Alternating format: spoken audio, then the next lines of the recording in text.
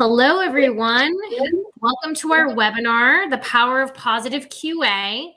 Thank you so much for joining us today. We've got a full house, so we're going to wait just one more minute and let the last few trickle in. While we're waiting, go ahead and use the chat box to introduce yourselves by agency and where you're joining us from.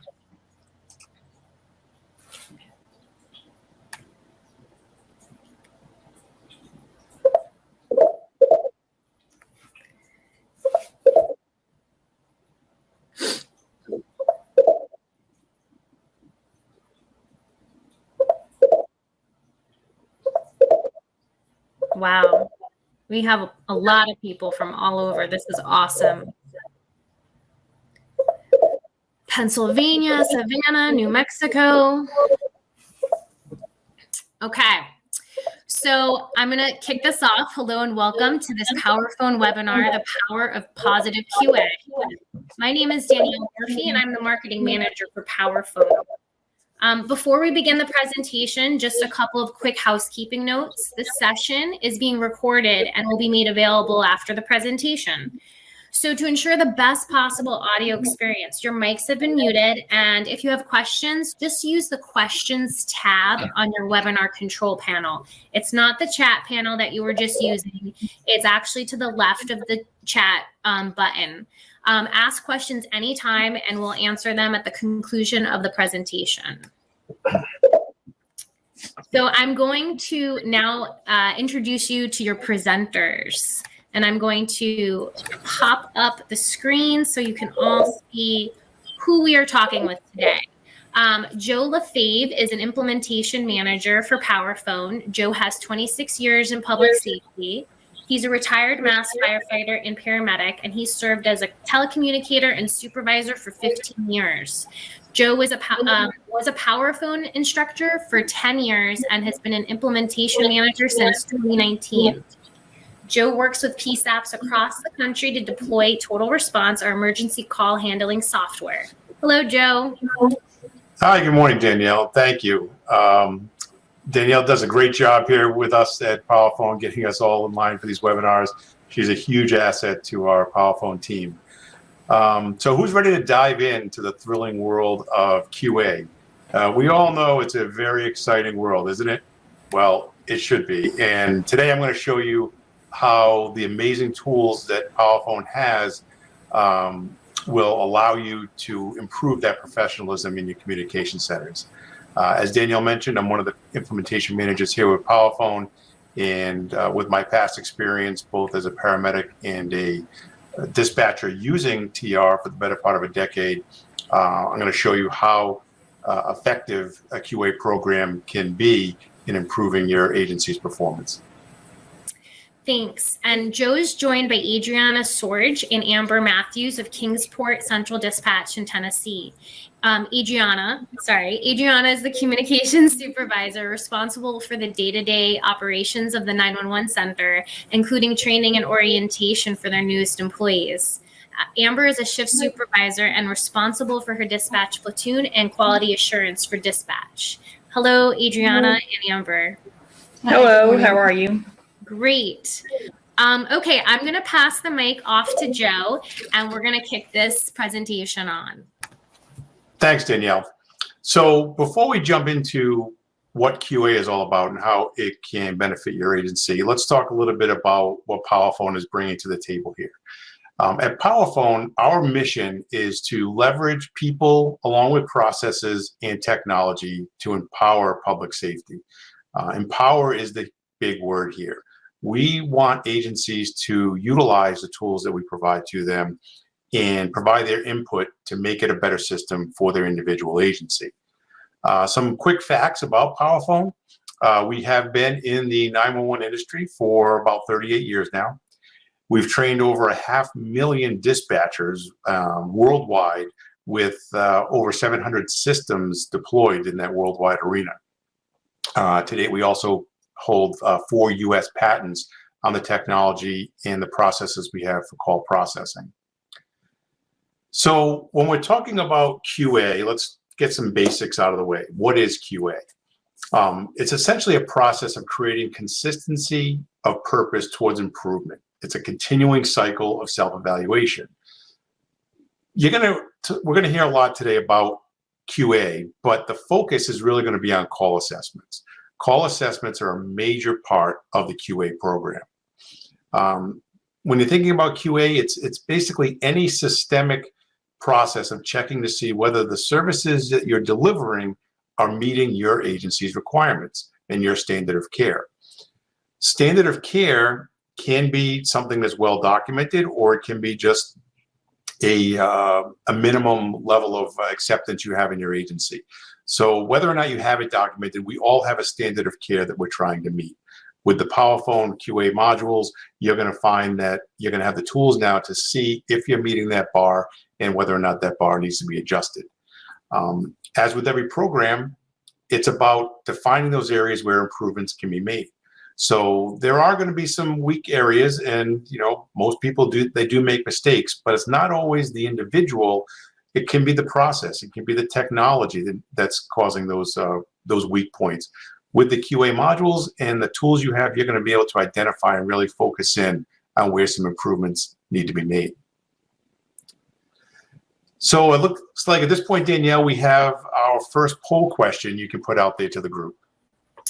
Yes, I'm just about to publish a poll. It should pop up on your screen, and it asks how many of you already have a QA program established. You have 3 options. Please submit your vote, and as the results come in, we'll talk a little bit more about that. Thanks, Danielle. So continuing on about the importance of QA, I know that it can be somewhat of a dry topic, and within agencies, there's not always a lot of people standing in line wanting to do the QA, but it is a very important part of any agency, especially when you have state mandates that you have to meet for their requirements. So let's talk about some of those important parts of the QA. An effective QA program is going to, again, help identify and evaluate the individual and the center's strengths and weaknesses. It's not always about just looking at the individual. It's about looking at the entire process. And it's not always a punitive thing. It's not always a negative component. It also identifies those individuals that are exceeding your bar, and they should be recognized as well. An established QA program is a well-positioned defense against negligence claims and disciplinary actions. Properly using total response will help mitigate liability risks. The QA program will help you strengthen that mitigation by ensuring your calls are being handled well and consistently. Within the department I worked at in Massachusetts, the Uxbridge Police Department, I heavily relied on the data I pulled from the QA reports to help me identify those areas where some training was needed that I wasn't even aware of until I evaluated the data from those reports. The QA program can help your admin staff by identifying those training areas, and then hopefully you can bring those into some of your dispatcher training, and again, ultimately improve the performance of the center. QA typically is seen as something that's punitive. I was guilty of this when I came in as a dispatcher starting out in the Uxbridge Police Department. I saw QA as a way to get in trouble. It's a way for the staff, for the administrative staff and the chief to pick on me, drag me into the office, and yell at me for things I did wrong. And a lot of other QA programs out there will start individuals, let's say at 100 for a score, and take away points for things they did wrong. At Powerphone, we have the complete reverse philosophy.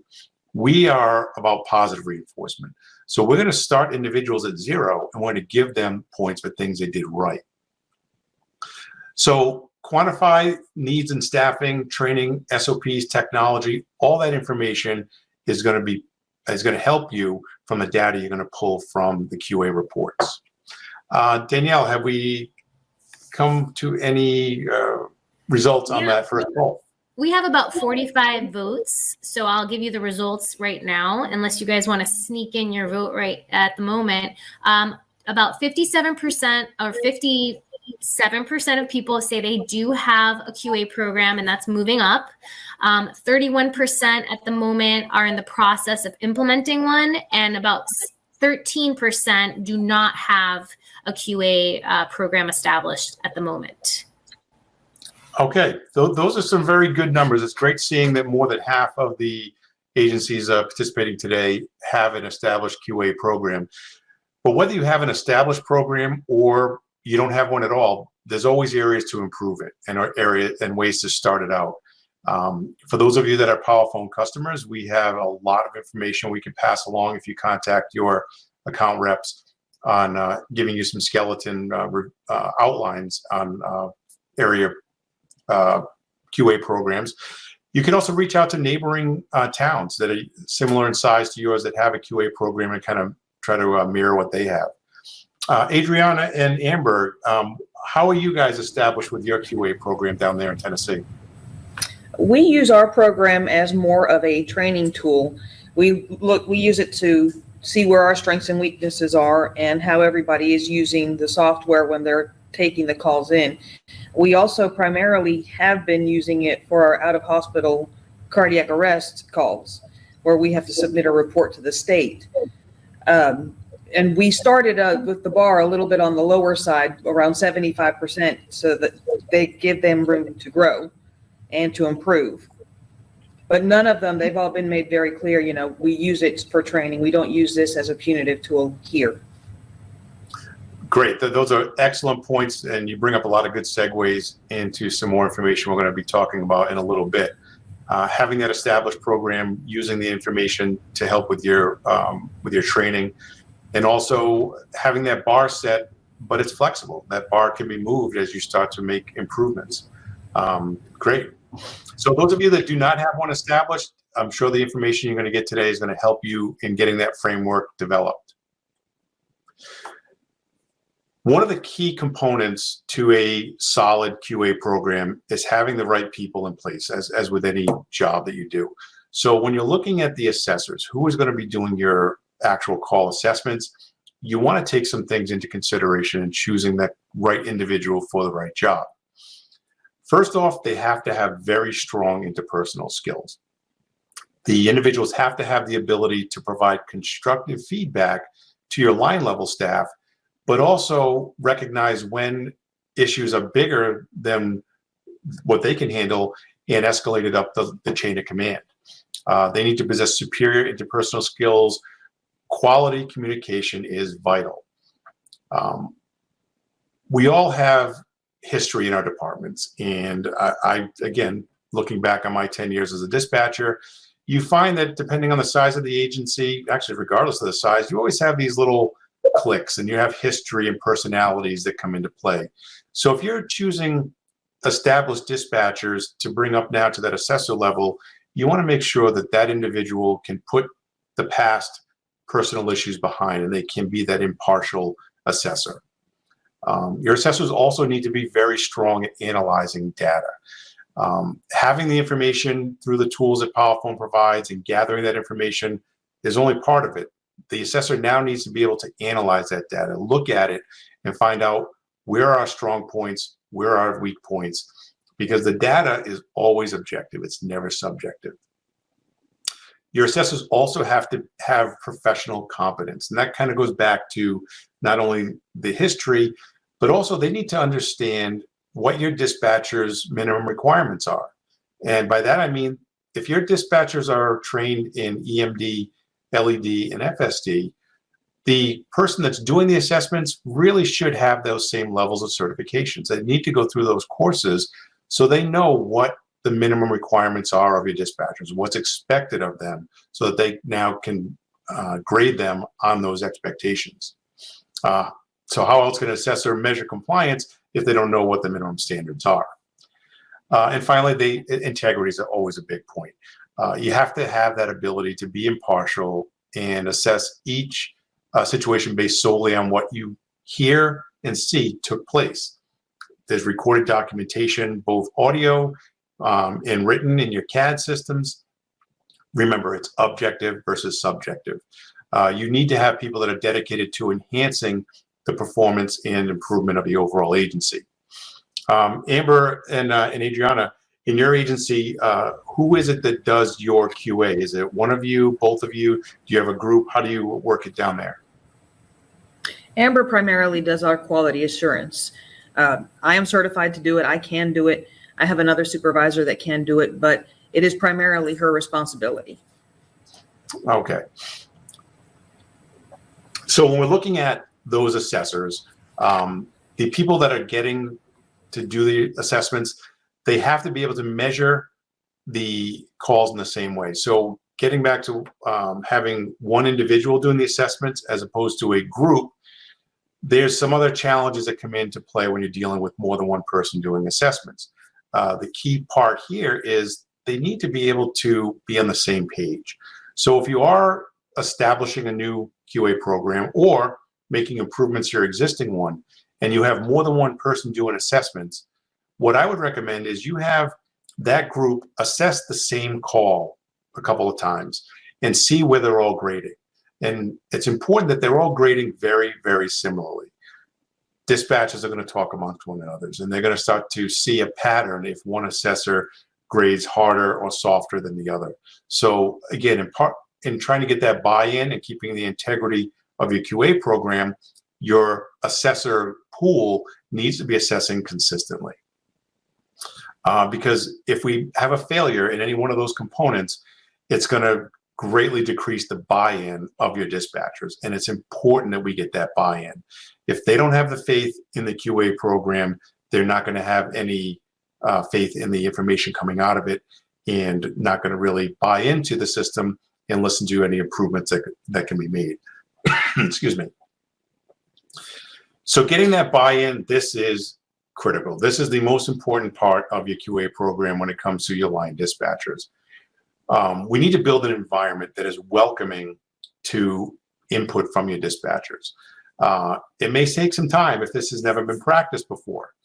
A lot of agencies may just set the standard and dish it out to the employees saying this is the way we're going to do it without really listening to feedback from them. It's really important that we listen to that feedback because they're the ones that are doing the assessment. They're the ones that are doing the calls. They need to understand how they're being assessed and what they can do to improve it. As a paramedic back in the day, we would have these training programs called M&M rounds, where we would get together as a service with our medical director, and they would randomly pick calls that were done, and that individual paramedic would be in the spotlight down with the medical director, and they would go over that entire run and what went right and what went wrong. Sometimes there were pats on the back, sometimes there were slaps on the wrist, but it was all meant to be constructive criticism to improve our performance, improve our medical services to our patients. It's all completely confidential. None of that information was ever broadcast outside of that group. So I would take that similar platform and I brought it into our training at the Uxbridge Police Department, where I would take some of the calls that I assessed. I would remove out names and dates to try to make it more anonymous, but I let the dispatchers see and understand these are actual calls that are being assessed. This is how they're actually being assessed. So it gave them some insight as to what is actually taking place behind the scenes, and it gave them a voice in the process. Your assessment tools are not top secret, okay? Show your dispatchers exactly what you're using to evaluate them. Once they understand how they're being evaluated and what they're being evaluated on, that's going to help them improve their performance.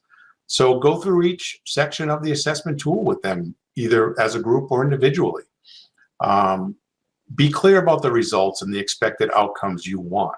Remember, it's not about pointing out failures. It's about looking at what do we want to improve? What did we do this time that we can do better next time?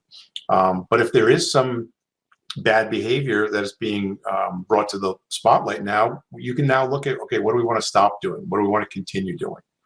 The approach to this is a learning opportunity, not a finger-pointing exercise. It's very important that the scoring is transparent and it's understood by everyone.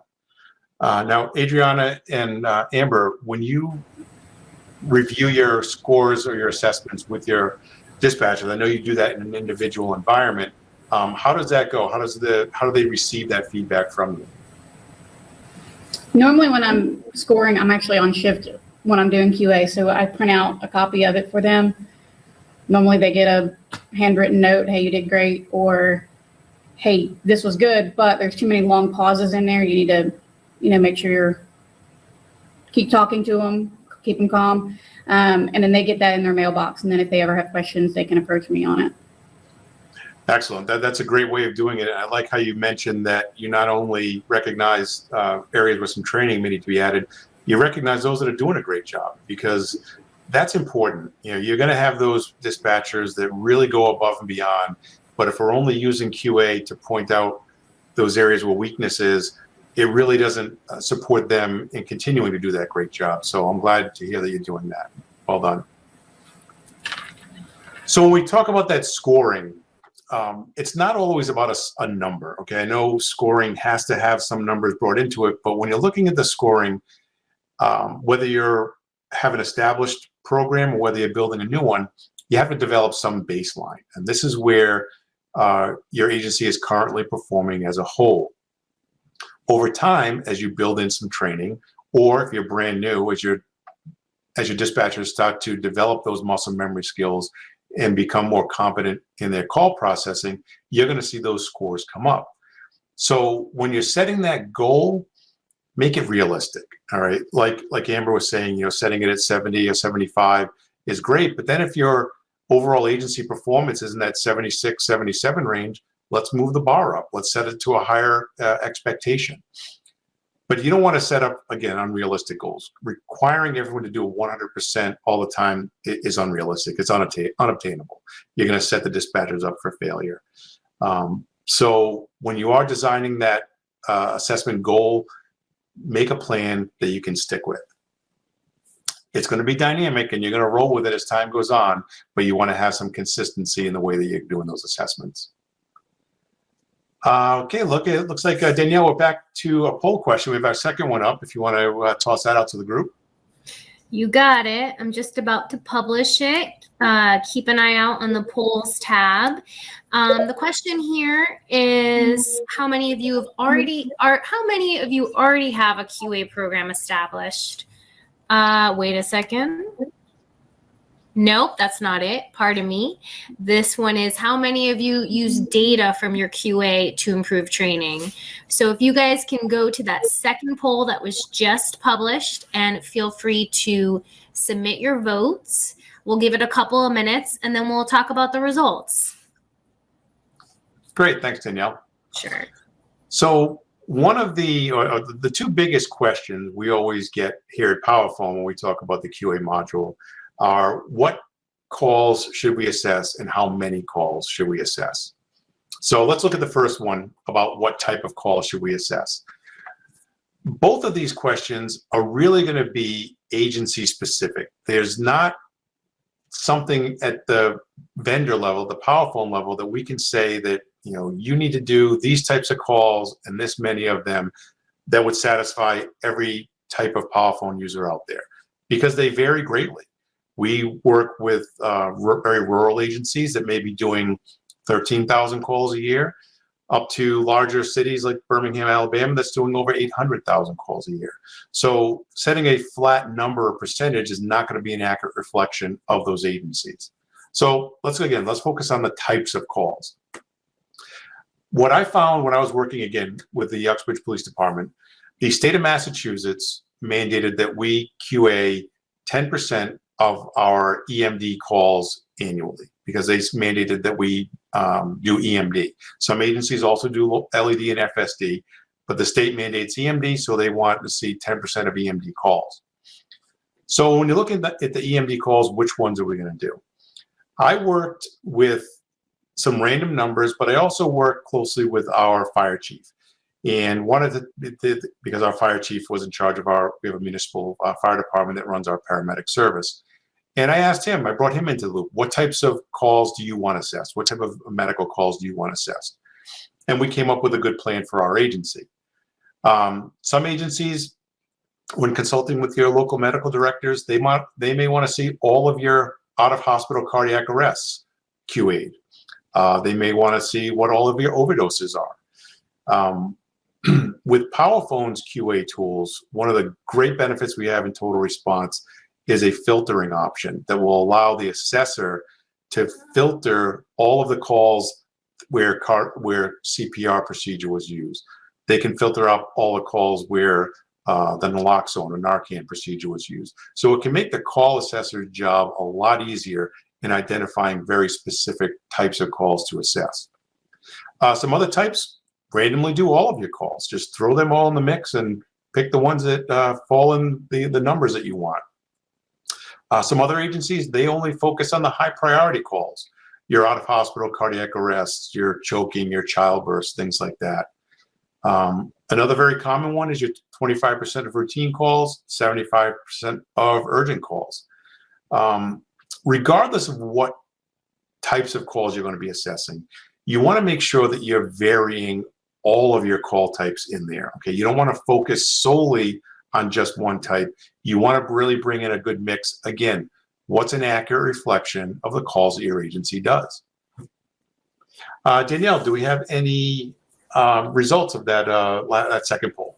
We have about half the people responding, so I don't know if you want to give it a couple more minutes, but I can tell you right now, 32% of the respondents do use their QA data to improve training. 14% obviously are saying that they do not have that QA program available, but if you guys want to continue to answer this poll, we can always check in by the next slide. But right now we're looking at 70%. So 33 respondents, 70%. Great. And 30%, 30% do not have the QA program available. Sorry, guys.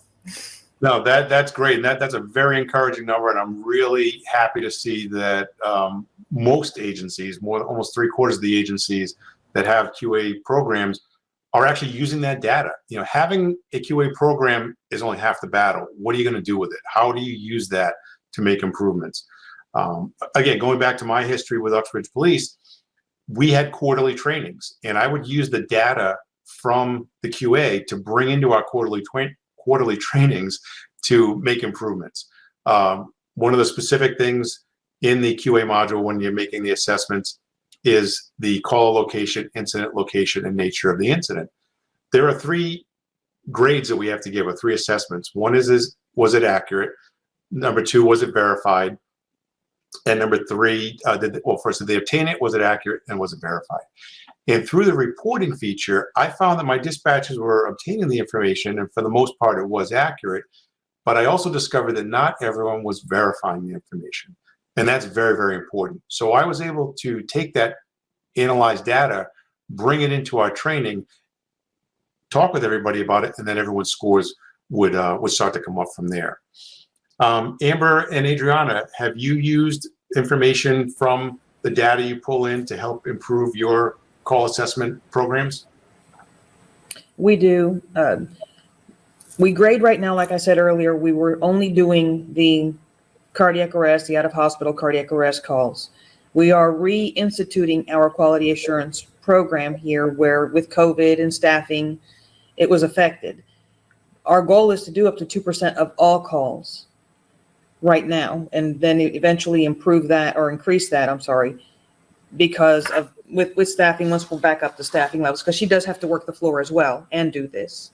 But we do use it as a training tool. We do it with everybody in here. And then when our newest ones come out of training and they start to see that they're being evaluated, they can see where maybe their strengths and weaknesses are, and then we can continue to improve that with them. Excellent. And Amber, when you're doing your assessments, are you doing them while you're on duty, taking live calls, or do you set time uninterrupted aside where you can do the assessments? Right now, I'm short-staffed, so I have to do it while I'm taking calls, but I tend to do it when I'm on the slower radio and during slower times. Mm-hmm. I was in the same boat. I would try to do them while I was taking live calls, and it's challenging. As you know, you get interrupted in the middle of it. You have to stop the recording, deal with the 911 call, and then come back.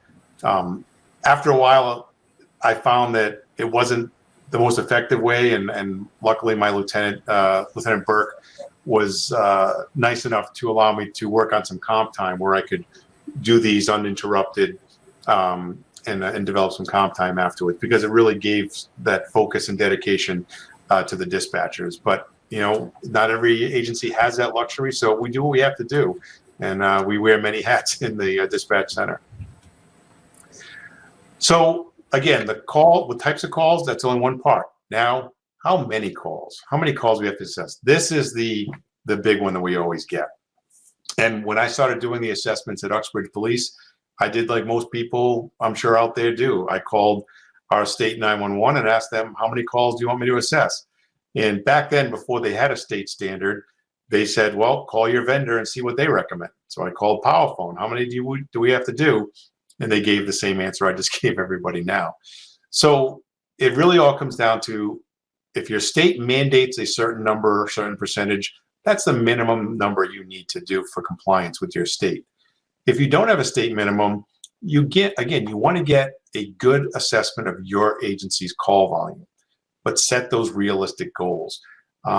X number of calls per month, per quarter, even per employee.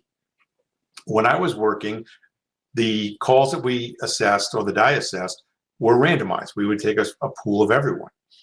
But if a new employee was hired, depending on what their background was, that employee would automatically be QA'd 100% for the first 30 days or 60 days if they had no public safety background whatsoever.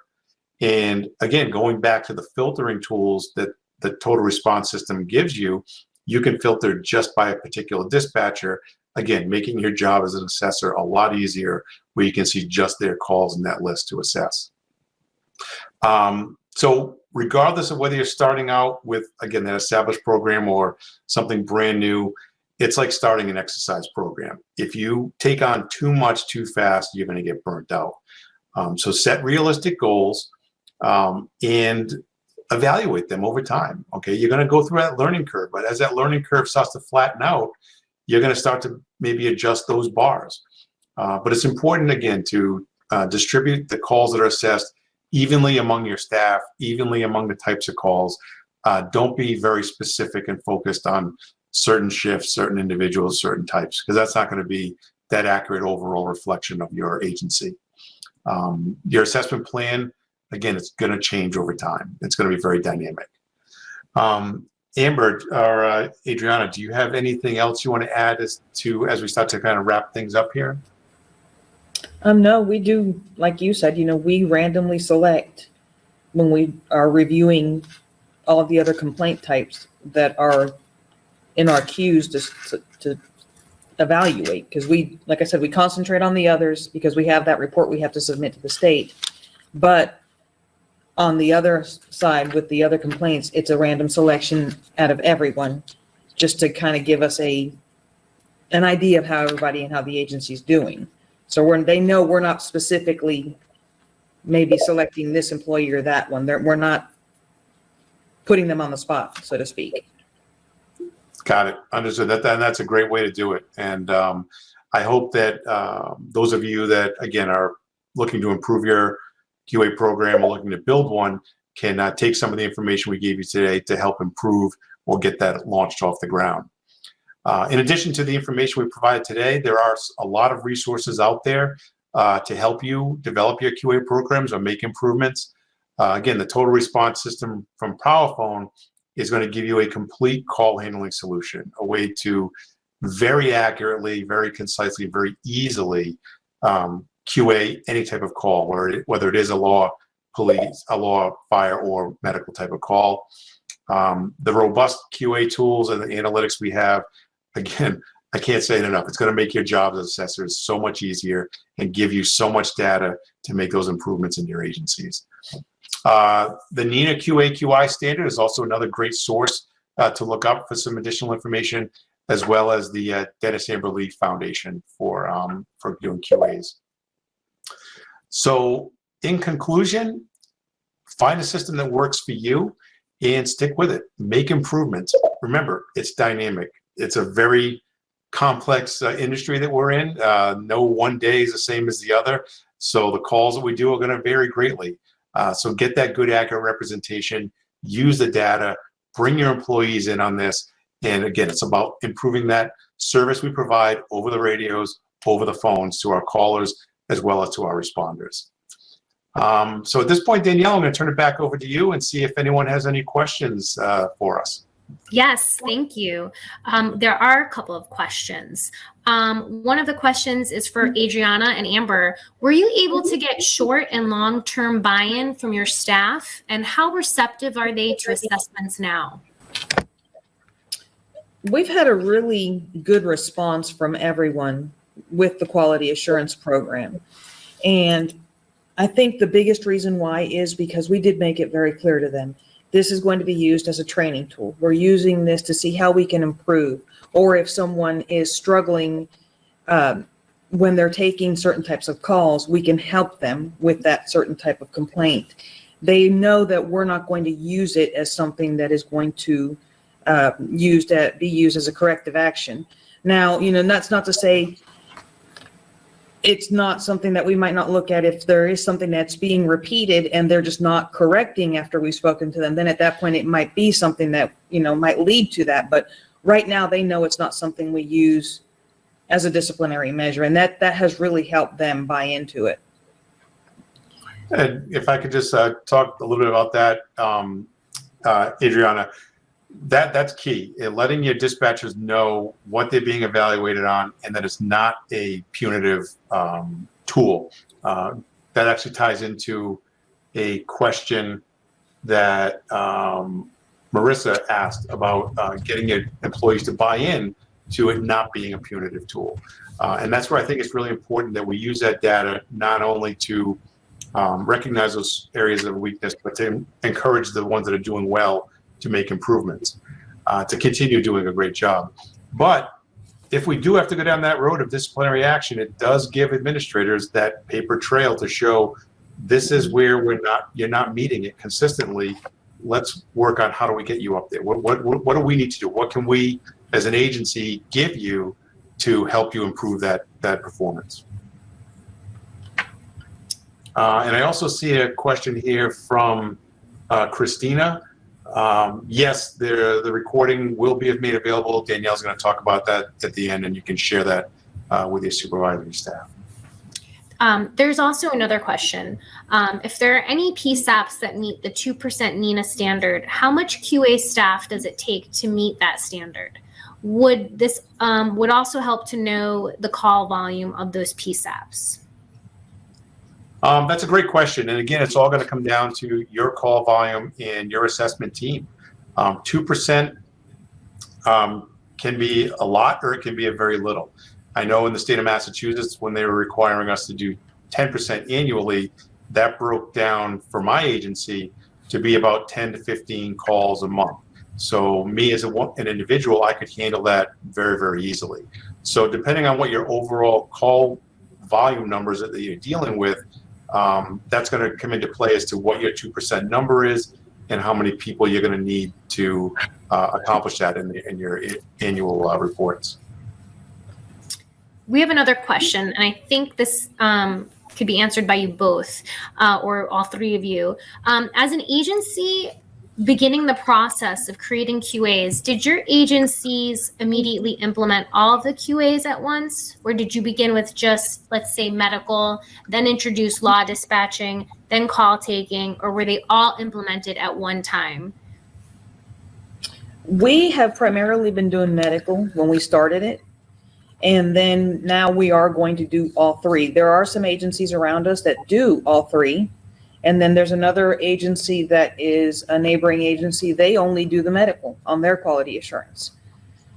But it is a good idea to start with just one because, like you said, the NINA standard's 2%. It's hard to meet those numbers depending on staffing, depending on how busy you are. Because like for Amber, for instance, we do an average of 300 to 450 calls a day. We're fairly busy for the size agency we are. You're looking at approximately 50 to 60 calls a week. That's a lot for one person to do.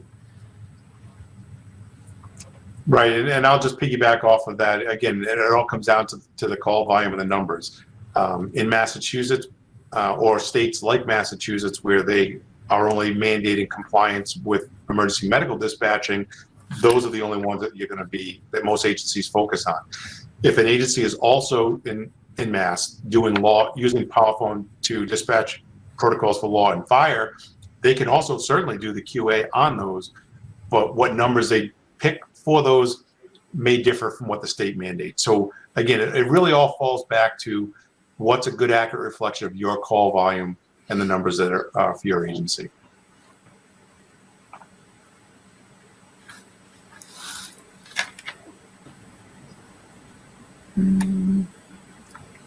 And I think, Danielle, it's we kind of come to the end of my part, so I'll kick it back over to you to wrap up.